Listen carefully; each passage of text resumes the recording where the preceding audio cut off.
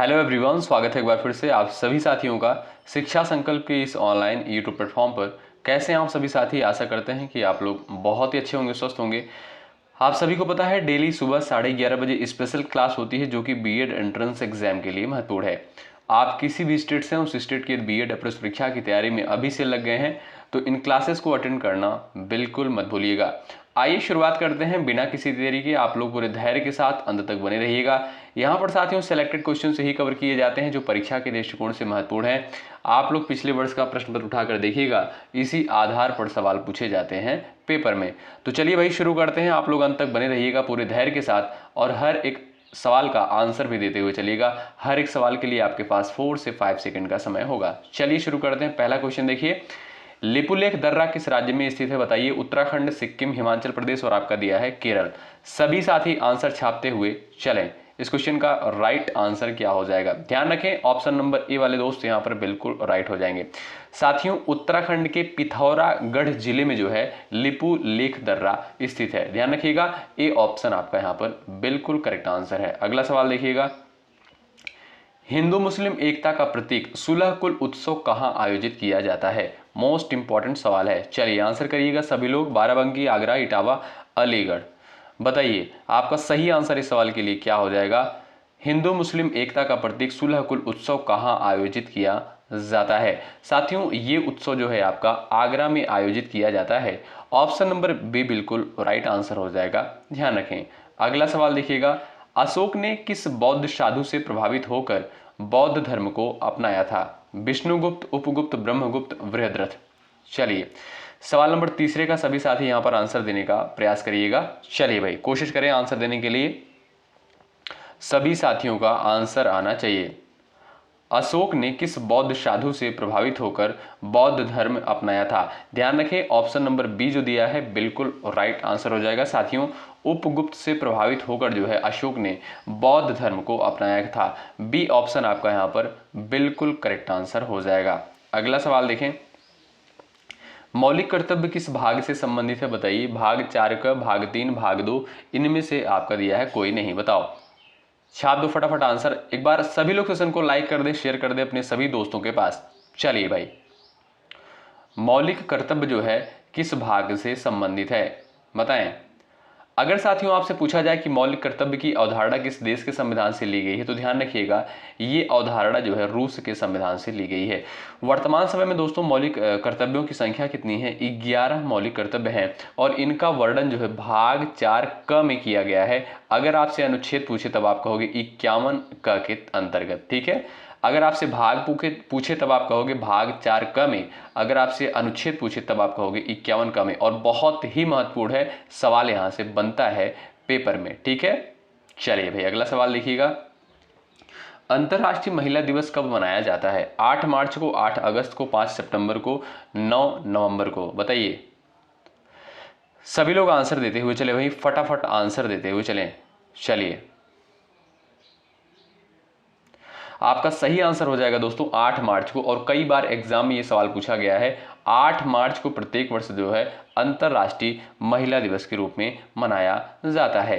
अगला सवाल देखिएगा, उत्तर प्रदेश की प्रथम महिला राज्यपाल कौन थी? सरोजनी नायडू, सरदार वल्लभ भाई पटेल, सुचेता कृपलानी, इनमें से कोई नहीं। बताओ। चलिए भाई आपका सही आंसर क्या हो जाएगा? आप लोग आंसर देने का प्रयास करिएगा। उत्तर प्रदेश की प्रथम महिला राज्यपाल सरोजनी नायडू। याद रखिएगा साथियों, ए ऑप्शन आपका राइट हो जाएगा। और साथियों ये भी ध्यान रखें, सरोजनी नायडू को जो है भारत कोकिला भी कहा जाता है। भारत कोकिला किसे कहा जाता है? सरोजनी नायडू को। ठीक है, और ये उत्तर प्रदेश की प्रथम महिला राज्यपाल थी। अगला सवाल, वह तत्व जो रक्त में नहीं पाया जाता है? लोहा, तांबा, क्रोमियम, मैग्नीशियम। बताएं आपका सही आंसर क्या हो जाएगा?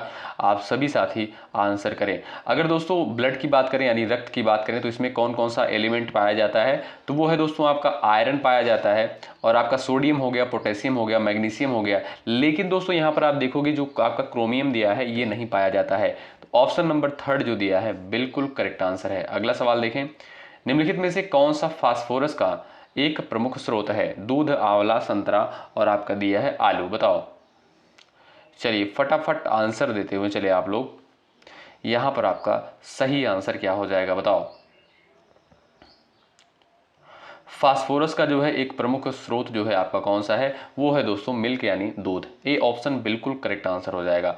अगला सवाल देखो, कोणार्क का सूर्य मंदिर किसने बनवाया था बताओ। सवाल नंबर 9 का आंसर कर दो फटाफट आप लोग। चलिए भाई, सेशन को शेयर करते चलें, लाइक करते चलें। अगर आप लोग टेलीग्राम चैनल से नहीं जुड़े हैं, टेलीग्राम चैनल से भी आप लोग जुड़ जाइएगा, ठीक। चलो, कोणार्क का सूर्य मंदिर जो है किसके द्वारा बनवाया गया था, सभी का आंसर आना चाहिए। चलिए भाई आंसर करिएगा।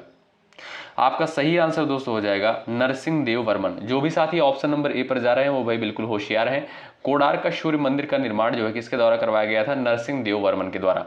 ए ऑप्शन आपका राइट है। अगला सवाल ये रहा आपके स्क्रीन पर, राजतरंगिणी पुस्तक के राइटर कौन है बताएं। कल्हड़, हर्ष, जयचंद, इनमें से कोई नहीं, बताओ। सभी लोग आंसर करो। राजतरंगिणी पुस्तक के जो है राइटर का नाम आप लोग बता दो। चलिए, आप सभी का राइट आंसर हो जाएगा कल्हड़। ऑप्शन नंबर ए बिल्कुल करेक्ट आंसर हो जाएगा। साथियों, अगर आपसे पूछा जाए कि राजतरंगिणी पुस्तक में किसका वर्णन किया गया है, तो साथियों यहाँ पर जो है इस पुस्तक में जम्मू कश्मीर के इतिहास को, आप कह सकते हो जम्मू कश्मीर का जो इतिहास है इस पुस्तक में वर्णन है, ठीक है। अगला सवाल देखिएगा, यहाँ पर नेक्स्ट क्वेश्चन है, संविधान का कौन सा भाग राज्य के नीति निर्देशक सिद्धांतों से संबंधित है बताइए। सवाल नंबर 11 का राइट आंसर क्या हो जाएगा, आप लोग फटाफट आंसर छाप दो। राज्य के नीति निर्देशक सिद्धांत, बहुत महत्वपूर्ण सवाल है, सवाल पूछा जाता है यहां से। बात करें दोस्तों अगर राज्य के नीति निर्देशक सिद्धांत की, तो इसका वर्णन जो है किसमें किया गया है, भाग 4 में किया गया है। अनुच्छेद की अगर बात करें तो अनुच्छेद 36 से 51 के तहत। अगर साथियों आपसे पूछे कि राज्य के नीति निर्देशक सिद्धांत, ये अवधारणा किस देश के संविधान से ली गई है, सवाल पूछा गया है, तो ध्यान रखिए आयरलैंड के संविधान से। कहां से भाई, आयरलैंड के संविधान से ली गई है, ठीक है। इसका वर्णन भाग 4 में किया गया है। अनुच्छेद पूछिए तब आपका होगी 36 से 51 के तहत, ठीक है। चलिए आगे बढ़ते, सवाल नंबर यहाँ पर अगला है, हैजा की किस रोगाणु की खोज किसने की थी बताइए। हैजा रोगाणु की खोज जो है, यहाँ पर देखिए थोड़ा सा आप लोग सही कर लीजिएगा इस क्वेश्चन को। हैजा रोगाणु की खोज जो है किसके द्वारा करी गई थी, Robert Koch, M Laveran, Felix Hoffmann, Filippo वाकनी, बताइएगा। आपका सही आंसर क्या हो जाएगा इस सवाल के लिए, बताओ। हैजा रोगाणु की खोज जो है किसके द्वारा करी गई थी, रॉबर्ट कोच के द्वारा। ध्यान रखिएगा रॉबर्ट कोच के द्वारा दोस्तों 1883 में हैजा रोगाणु की खोज करी गई थी। ए ऑप्शन आपका यहाँ पर बिल्कुल करेक्ट है। अगला सवाल ये रहा, सरदार सरोवर बांध निम्नलिखित में से किस नदी पर स्थित है, कृष्णा, गोदावरी, नर्मदा, महानदी, बताइए। सरदार सरोवर बांध जो है ये आपका किस नदी पर स्थित है। आपका सही आंसर दोस्तों क्या हो जाएगा भाई, नर्मदा नदी पर स्थित है। ऑप्शन नंबर 3 बिल्कुल राइट आंसर हो जाएगा। कहां पर भाई, गुजरात में। कहां, गुजरात में, ठीक है। तो ऑप्शन नंबर 3 राइट। अगला सवाल, जोजिला दर्रा किसको जोड़ता है बताइए। जोजिला दर्रा जो है किसको जोड़ता है, श्रीनगर और लेह को, अरुणाचल प्रदेश और तिब्बत को, चंबा और स्पीति को, कालीपांग और ल्हासा को, बताओ। श्रीनगर और आपका यहाँ पर कह सकते हो श्रीनगर और लेह को जो है जोजिला दर्रा जोड़ता है। विकल्प आपका ए बिल्कुल करेक्ट है। अगला सवाल, लाइफ डिवाइन पुस्तक के राइटर कौन है, यहाँ पर लाइफ दिया है लेकिन आप कर लीजिएगा, लाइफ कर लीजिएगा दोस्तों, ठीक है। लाइफ डिवाइन पुस्तक के राइटर कौन है, अब्दुल कलाम आजाद, जवाहरलाल नेहरू, अरविंद घोष, मुल्क राज आनंद, बताइएगा। सवाल नंबर 15 का करेक्ट आंसर क्या हो जाएगा, आप सभी लोग आंसर छाप दो। चलिए, आप सभी साथियों का राइट आंसर हो जाएगा भाई अरविंद घोष। ऑप्शन नंबर 3 बिल्कुल करेक्ट आंसर हो जाएगा। ध्यान रखें लाइफ डिवाइन पुस्तक के राइटर कौन भाई, अरविंद घोष है। ऑप्शन 3 राइट है। राष्ट्रीय ध्वज जो है कब अपनाया गया बताइए। सवाल नंबर 16 का करेक्ट आंसर क्या है, बताओ। राष्ट्रीय ध्वज जो है कब अपनाया गया। सवाल नंबर 16 का करेक्ट आंसर क्या हो जाएगा, आप लोग बता दीजिए। सही आंसर क्या हो जाएगा। जो भी साथी यहाँ पर जा रहे हैं भाई 22 जुलाई 1947 पर, वो बिल्कुल राइट हो जाएंगे। 22 जुलाई 1947 को जो है राष्ट्रीय ध्वज को अपनाया गया था संविधान सभा के द्वारा। ऑप्शन नंबर आपका ए जो दिया है बिल्कुल करेक्ट आंसर हो जाएगा, ठीक है। ध्यान रखिएगा। अगर साथियों आपसे पूछे कि राष्ट्रीय ध्वज का डिजाइन किसके द्वारा तैयार किया गया था, तब आप कहोगे सर पिंगली वेंकैया के द्वारा। किसके द्वारा, पिंगली वेंकैया के द्वारा। अगला सवाल, इनमें से कौन सी नदी जो है अरब सागर में मिलती है, सिंधु, गोदावरी, ब्रह्मपुत्र, कृष्णा। चलिए, इनमें से कौन सी नदी जो है अरब सागर में मिलती है। बताइए आपका सही आंसर दोस्तों यहाँ पर क्या हो जाएगा, बताओ। सिंधु, ऑप्शन नंबर ए बिल्कुल करेक्ट आंसर हो जाएगा, ध्यान रखें आप लोग, ठीक है। ए ऑप्शन वाले साथी यहाँ पर बिल्कुल राइट हैं। अगला सवाल, निम्नलिखित में से कौन सा जो है भारत का गैर संवैधानिक संस्था थी। सवाल नंबर 18 है, बताइए निम्नलिखित में से कौन सी जो है भारत की गैर संवैधानिक संस्था थी। वित्त आयोग, राज्य मानवाधिकार आयोग, राष्ट्रीय आयोग, चुनाव आयोग। चलिए आपका सही आंसर क्या हो जाएगा इस सवाल के लिए, बताओ। सभी का आंसर आना चाहिए। यहाँ पर बी ऑप्शन वाले साथी बिल्कुल राइट है, राज्य मानवाधिकार आयोग। ये दोस्तों क्या है, ये एक गैर संवैधानिक संस्था है। अगला सवाल देखिएगा, इनमें से कौन जो है उड़ीसा की पारंपरिक चित्रकारी है। 19 का आंसर करें। इनमें से कौन जो है उड़ीसा की पारंपरिक चित्रकारी है। पट्टचित्र, मधुबनी, वर्ली, सांझी। चलिए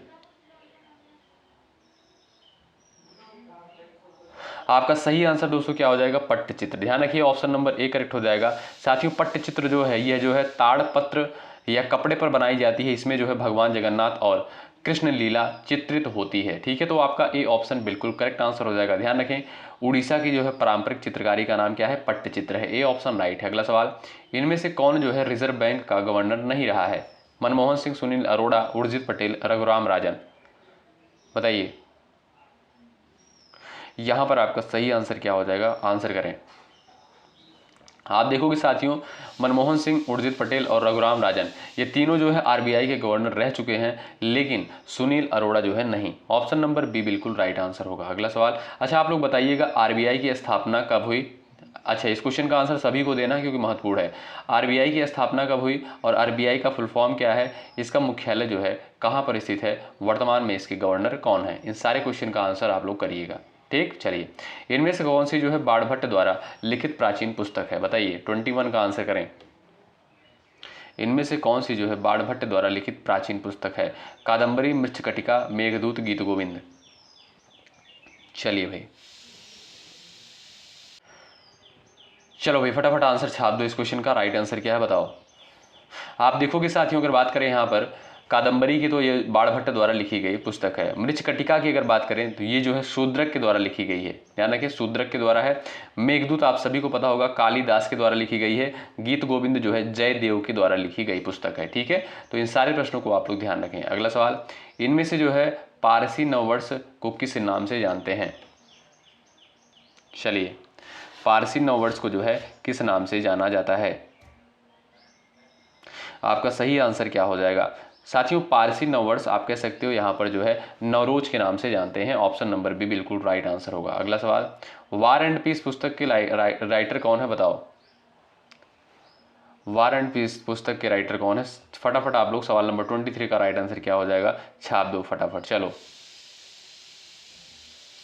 आप देखोगे साथियों यहाँ पर आपका राइट आंसर क्या हो जाएगा भाई, लियो टॉलस्टॉय। क्या भाई, लियो टॉलस्टॉय। ऑप्शन नंबर ए बिल्कुल राइट आंसर हो जाएगा। वार एंड पीस पुस्तक के राइटर कौन है, लियो टॉलस्टॉय है, याद रखिएगा। अगला सवाल, इनमें से कौन सी घटना जो है लॉर्ड कर्जन से संबंधित है, बताइए। 24 का आंसर करें फटाफट आप लोग। इनमें से कौन सी घटना जो है लॉर्ड कर्जन से संबंधित है। चलिए फटाफट आंसर करो आप लोग। चलिए भी बताइए इनमें से कौन सी घटना लॉर्ड कर्जन से संबंधित है। बंगाल का विभाजन आप सभी साथियों को पता होगा भाई। अच्छा बंगाल का विभाजन कब हुआ था दोस्तों, ध्यान रखिएगा 16 अक्टूबर 1905 को। कब भाई, 16 अक्टूबर 1905 को जो है बंगाल का विभाजन होता है। और अगर आपसे सवाल पूछा जाए कि बंगाल विभाजन के समय वायसराय कौन था, तब आप कहोगे लॉर्ड कर्जन।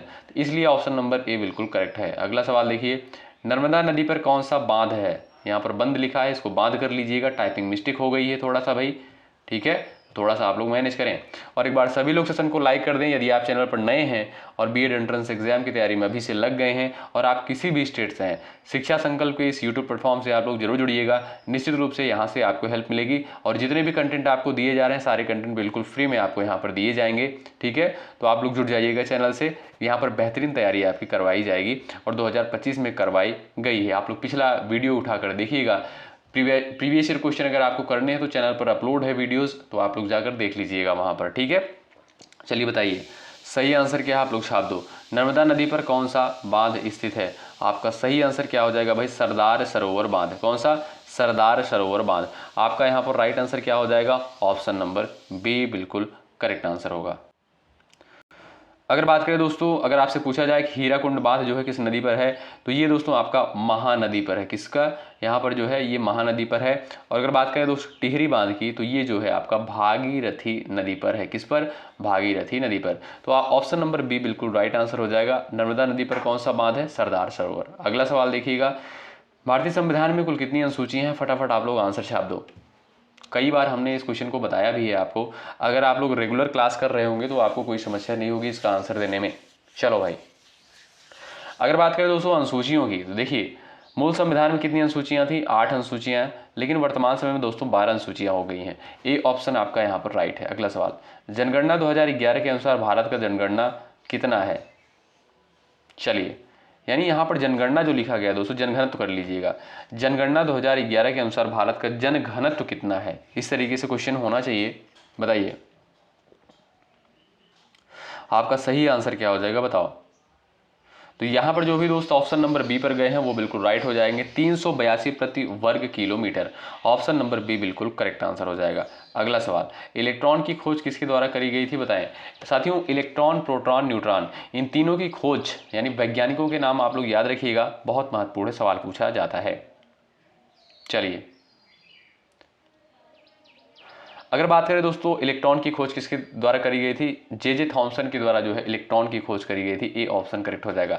अगर आपसे पूछे प्रोटॉन की खोज किसके द्वारा करी गई थी, तब आप कहोगे रदरफोर्ड के द्वारा जो है प्रोटॉन की खोज करी गई थी। न्यूट्रॉन की खोज दोस्तों किसके द्वारा करी गई थी? चैडविक के द्वारा। किसके द्वारा? चैडविक के द्वारा जो है न्यूट्रॉन की खोज करी गई थी। अगला सवाल, सोलर कुकर को बाहर से किस रंग से रंगा जाता है? बताइए, बाहर से किस रंग से रंगा जाता है सोलर कुकर को? काला, लाल, नीला, हरा। बताइए साथियों, ब्लैक जो कलर होता है यानी काला जो रंग होता है, आप कह सकते हो इसका जो है एब्जॉर्ब करने की क्षमता यानी प्रकाश यानी ऊर्जा, आप कह सकते हो यहाँ पर जो है प्रकाश जो है अच्छे तरीके से एब्जॉर्ब होता है, इसलिए जो है ये ब्लैक कलर से रंगा जाता है। तो यहाँ पर आपका राइट आंसर क्या हो जाएगा भाई? काले रंग से रंगा जाता है। ये ऑप्शन बिल्कुल करेक्ट आंसर होगा। अगला सवाल, इनमें से किस वंश की स्थापना कुतुबुद्दीन ऐबक ने की? 30 नंबर का आंसर करें फटाफट। चलो भाई, इनमें से किस वंश की स्थापना जो है कुतुबुद्दीन ऐबक के द्वारा करी गई? गुलाम वंश, चेर वंश, नंद वंश और आपका दिया है शुंग वंश। आपका राइट आंसर क्या है बताइए। चलिए, जो भी दोस्त यहाँ पर जा रहे हैं भाई किस पर, यहाँ पर राइट आंसर आपका क्या हो जाएगा? गुलाम वंश। ऑप्शन नंबर ए वाले दोस्त यहाँ पर बिल्कुल राइट हो जाएंगे। अगला सवाल, सवाल नंबर यहाँ पर 31 है। भारतीय संविधान के किस अनुच्छेद के तहत हिंदी को आधिकारिक राजभाषा घोषित किया गया है? बताइए, मोस्ट इंपॉर्टेंट सवाल है परीक्षा के दृष्टिकोण से, सभी का आंसर आना चाहिए इस सवाल के लिए। भारतीय संविधान के किस अनुच्छेद के तहत हिंदी को आधिकारिक राजभाषा घोषित किया गया है? अच्छा भाई, कितने लोग चाहते हैं कि इस क्लास को जो है लाइव रखा जाए? आप लोग कमेंट जरूर करिएगा। और बहुत ही जल्द जो है 8:30 बजे जो सामान्य हिंदी की रात को क्लास होती है उसको बहुत जल्द लाइव रखा जाएगा, ठीक है। चलिए, और कितने लोग लाइव क्लास करने के लिए तैयार हैं एक बार कमेंट करके जरूर बताएं। तो भारतीय संविधान के किस अनुच्छेद के तहत हिंदी को आधिकारिक राजभाषा घोषित किया गया है? आर्टिकल 343 यानी अनुच्छेद 343 के तहत। चलिए अगला सवाल, सिखों के 5वें गुरु का नाम क्या है? बताइए, सिखों के 5वें गुरु का नाम बता दीजिए आप लोग, फटाफट आंसर छाप दीजिए। आप सभी साथियों का राइट आंसर हो जाएगा गुरु अर्जुन देव। ऑप्शन नंबर ए करेक्ट है। अगला सवाल, इनमें से कौन जो है सबसे ज्यादा बार केंद्रीय बजट प्रस्तुत किया है? 33 का आंसर करें आप लोग। इनमें से कौन जो है सबसे ज्यादा बार केंद्रीय बजट प्रस्तुत किया है? सभी का आंसर आना चाहिए। चलिए, मोरारजी देसाई, पी चिदम्बरम, प्रणब मुखर्जी, इनमें से कोई नहीं। आप सभी का राइट आंसर हो जाएगा मोरारजी देसाई। साथियों, मोरारजी देसाई के द्वारा जो है लगभग 10 बार जो है बजट प्रस्तुत किया गया है। कितनी बार? 10 बार जो है बजट प्रस्तुत किया गया है। अगला सवाल, इनमें से किस राज्य में दलदली मृदा मुख्य रूप से नहीं पाई जाती है? चलिए, दलदली मृदा जो है कहां पर नहीं पाई जाती है? आप देखोगे साथियों, मध्य प्रदेश में जो है दलदली मृदा नहीं पाई जाती है। अगर आपसे यहाँ पर बात किया जाए कि दलदली मृदा कहाँ पर पाई जाती है, आप कहोगे पश्चिम बंगाल, उड़ीसा और केरल में पाई जाती है मुख्य रूप से, ठीक है। तो आपका बी ऑप्शन करेक्ट है। अगला सवाल, चौरी चौरा की घटना कब हुई थी? मोस्ट इंपॉर्टेंट सवाल, बताओ, फटाफट छाप दो आंसर।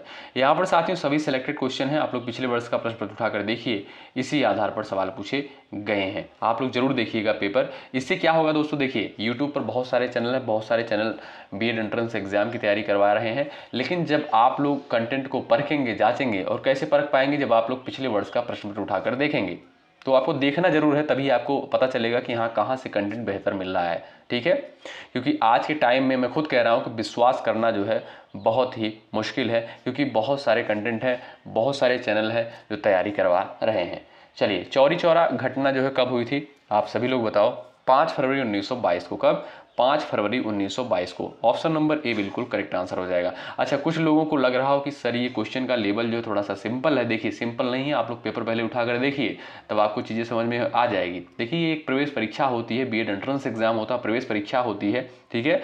तो इसमें जो क्वेश्चन का लेवल होता है नॉर्मल लेवल रखा जाता है, इस बात का आप लोग ध्यान रखें। चलिए, ग्रामीण रोजगार सृजन कार्यक्रम किस वर्ष से शुरू हुआ, बताइए। ग्रामीण रोजगार सृजन कार्यक्रम जो है किस वर्ष शुरू किया गया, आप सभी लोग बताओ। तो यहाँ पर 1995 आपका राइट आंसर हो जाएगा, ध्यान रखें, बी ऑप्शन बिल्कुल करेक्ट है। अगला सवाल देखिएगा यहाँ पर, विंग्स ऑफ फायर के लेखक कौन है, बताइए। विंग्स ऑफ फायर के लेखक कौन है? साथियों विंग्स ऑफ फायर जो है ये डॉक्टर एपीजे अब्दुल कलाम की जो है आत्मकथा है, ठीक है। तो आपका यहाँ पर राइट आंसर क्या हो जाएगा भाई, ए ऑप्शन बिल्कुल करेक्ट आंसर है। अगला सवाल, एक दल से चयनित होने के बाद दूसरे दल में शामिल होने को क्या कहते हैं? चलिए, दल बदल, अलगाव, गठबंधन, इनमें से कोई नहीं। चलिए भाई, यहाँ पर जो ऑप्शन नंबर ए दिया है इसको थोड़ा सा सही कर लीजिएगा, दल बदल कर लीजिएगा। यहाँ पर दाल बादल लिखा है भाई, लेकिन दल बदल कर लीजिएगा आप लोग। देखिए दोस्तों, थोड़ा सा टाइपिंग मिस्टेक हो जाता है, थोड़ा सा मैनेज करिएगा आप लोग, और जहाँ पे कुछ मिस्टेक होगा मैं आपको बता दूंगा, ठीक है, तो आप करेक्ट कर लीजिएगा। अब जैसे दल बदल यहाँ पर होगा, एक दल से चयनित होने के बाद दूसरे दल में शामिल होने को क्या कहा जाता है? दल बदल कहा जाता है। अगला सवाल देखिए, इनमें से उद्देशिका का कौन सा शब्द हमें एक परिवार के सदस्य होने की भावना को प्रदर्शित करता है? चलिए, यहां पर आपका राइट आंसर क्या हो जाएगा? आपका सही आंसर हो जाएगा बंधुत्व यानी भाईचारा। ए ऑप्शन बिल्कुल करेक्ट आंसर है, ठीक है। ये दोस्तों आपका लास्ट सवाल है इस क्वेश्चन का, और इसका आंसर आप लोग दोगे। आप सभी जानते हैं कि लास्ट क्वेश्चन का आंसर आपको देना होता है, और जो भी साथी सबसे पहले आंसर करते हैं उनका आंसर कमेंट बॉक्स में पिन कर दिया जाता है, ठीक है। तो लोकसभा चुनाव के लिए उम्मीदवार बनने की न्यूनतम आयु सीमा कितनी होनी चाहिए? आप सभी का आंसर आना चाहिए सवाल नंबर 40 का। देखते हैं कितने साथी इस क्वेश्चन का आंसर करते हैं। ये क्लास आपको कैसी लगी कमेंट बॉक्स में जरूर बताएं। टेलीग्राम चैनल से आप लोग जुड़ जाइएगा, डिस्क्रिप्शन बॉक्स में लिंक दे दिया गया है। अगर आपका कोई डाउट होता है 9415768259 पर व्हाट्सअप कर सकते हैं, ठीक है साथियों। तो बेहतरीन तैयारी आपकी करवाई जाएगी, बेहतरीन कंटेंट दिया जाएगा, बिल्कुल फ्री में आपको चीज़ें दी जाएंगी, ठीक है। तो आप लोग जुड़ जाएं चैनल से। मिलते हैं आपसे नेक्स्ट क्लास में, तब तक के लिए बाय बाय, टेक केयर, अपना ख्याल रखें, अपनों का ख्याल रखें। जय हिंद, जय भारत।